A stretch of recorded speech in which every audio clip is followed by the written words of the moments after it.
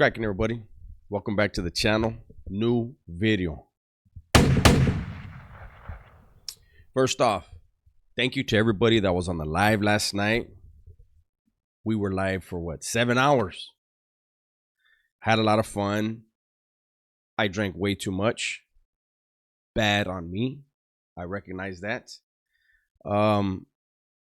We might be doing that as far as having the long lives. We might do that once a week. If that's what you guys are interested in, we'd be willing to do it. But I don't plan on drinking like that again. That was ridiculous. Anyways, this video, I had no intentions on stepping into this topic. However, I got a phone call this morning from a good friend, very good person, right? And he said, I'm going to share a little bit. He said, I want to let you know that I'm proud of you, and I'm proud of the way that you conduct your channel. He said, you know, there's a lot of negativity out there as far as the raza. There's a lot of really negative stuff, and I found myself getting frustrated with it. He said, but then I see your channel and the fact that you don't try to step on others to get ahead. And I said, no way. I've never been that. I've never been that kind of person. But it felt good to hear that. You know, it always feels good when somebody compliments your work and, you know, how you conduct yourself. It's a good feeling, right? But there was something that he said that it made me feel like, you know what? I'm going to go ahead and I'm going to put in my 2 cents. And I know there's going to be people that'll run with it, and that's fine, because those people that are willing to run with it and turn it into a negative, they were already going to turn anything I say into a negative anyways. And so it doesn't make sense for me to remain silent. So this thing with Norbeez, you know, I made a video about him the other day and I was laughing like an idiot, you know, and I mentioned that there were some allegations made against him that he was making racist remarks, right? I shouldn't have frivolously said anything. I should have gone to the video.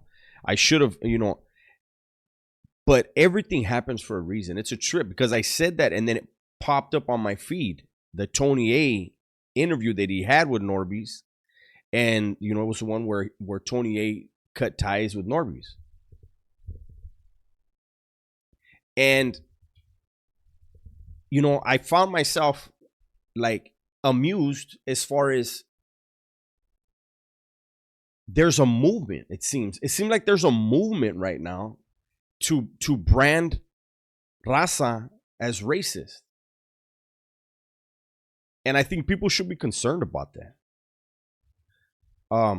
You know, I did a video, and in the video, I clearly stated I was against a certain thing, and then they turned it around that I was racist when I was against what happened. And Norbeez made he used a word he shouldn't have used. He had a poor choice of words. But you can tell that vato, there's nothing racist about that vato. And when he used the term he used, he was also talking about Compa Raider. He was talking about anyone that works on that platform. He was referring to them with a term that he could have used a better term. You know, he knows that. I think we all know that. But to turn around and just make it, you know, look at another Mexican that's racist. Like, he's not even a Southern, he's not even a Southsider. Like, it's usually all the Southsiders, which is a blanket statement. Like, you can't paint everyone with the same brush. It's ridiculous to try to do that. Hold on. And the person that called me said that he feels, and he's not the only one that has said it, he said he feels that there are certain raza on YouTube feeding Norbeez to the wolves, and that he feels that that's not right. Hold on, you guys.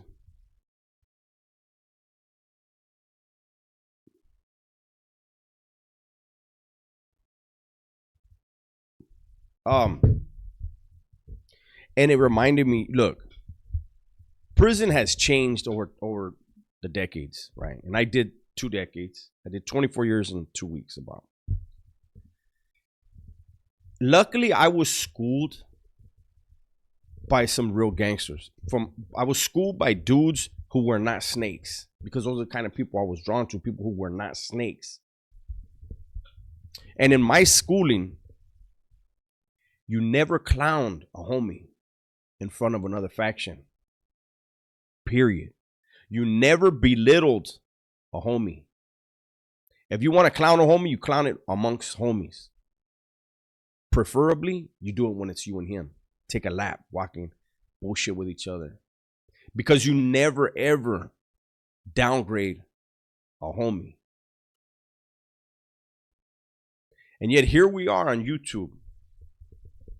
And Raza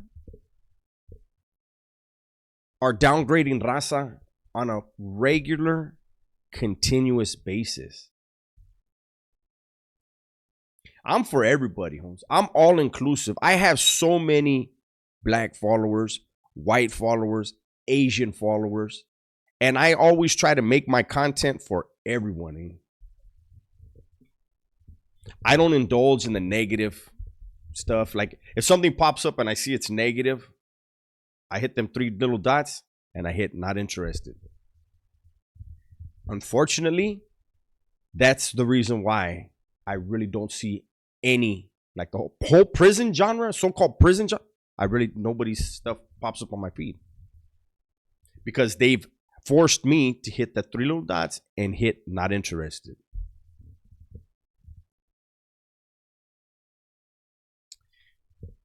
I don't know what's gonna happen with that dude Norbeez, as far as, you know, all the stuff he's going through. It's his business. You know, he's gonna do whatever he feels he has to do. But I really do think that people should have some concern when you see a couple of dudes trying to brand people racist. That word shouldn't be so frivolously thrown around. Certain labels that are thrown around on YouTube so freely really shouldn't be.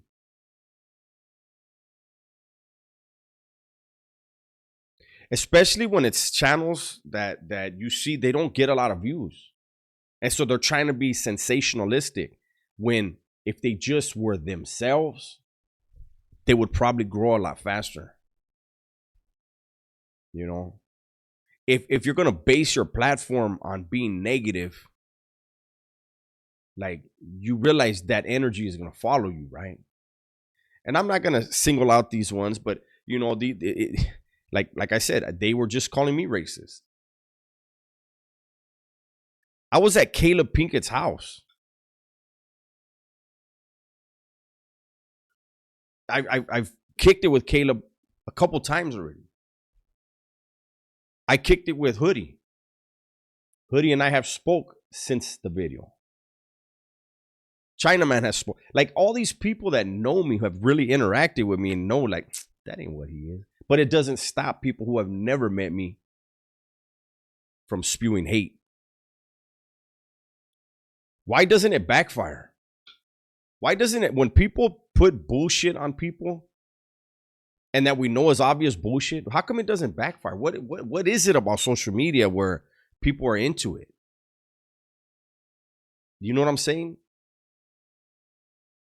I don't know. I just really believe in energy, and I just wanted to put this out because I watched the video, and people are gonna say, "Well, you're biased." No, I'm not. When something like that, I'm gonna call it.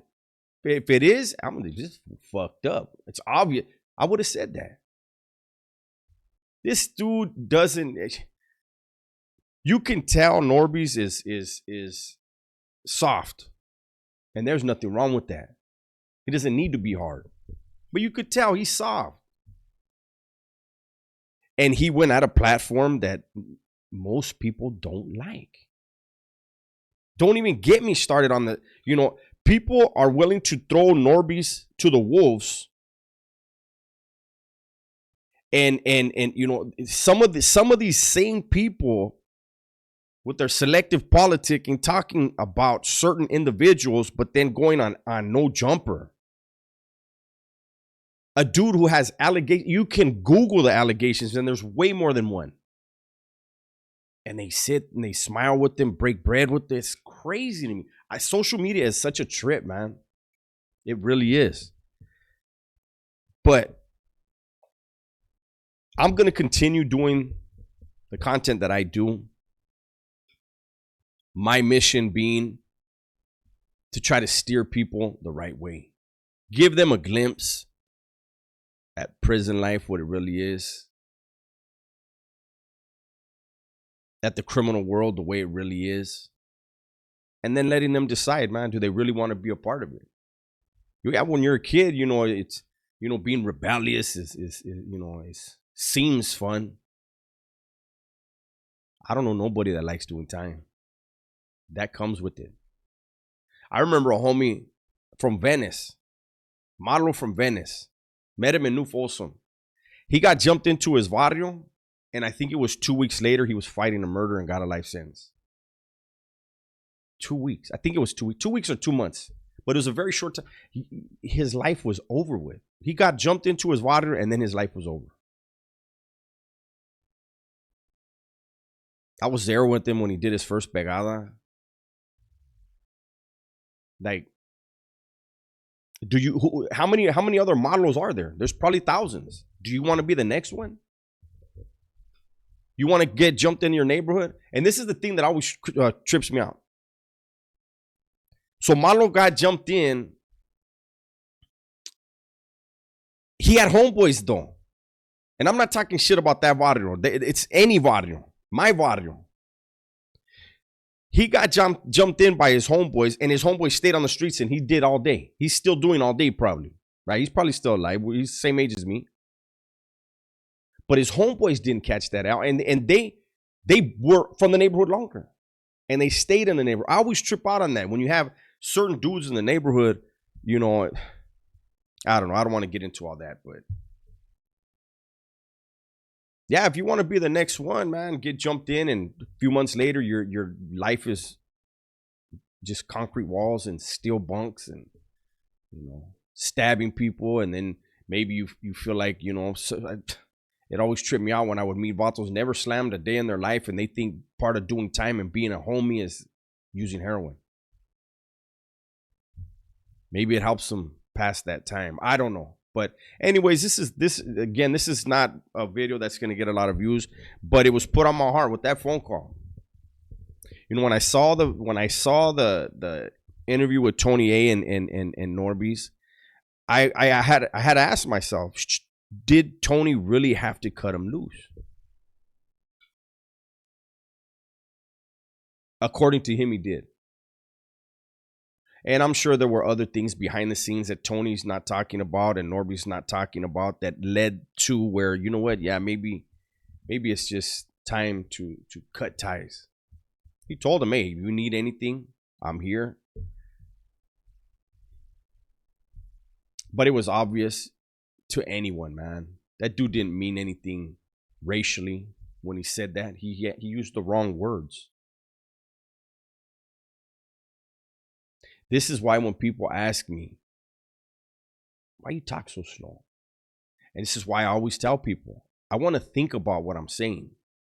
When you've been around people who are very dangerous, you never talk frivolous, and it should become a habit to you.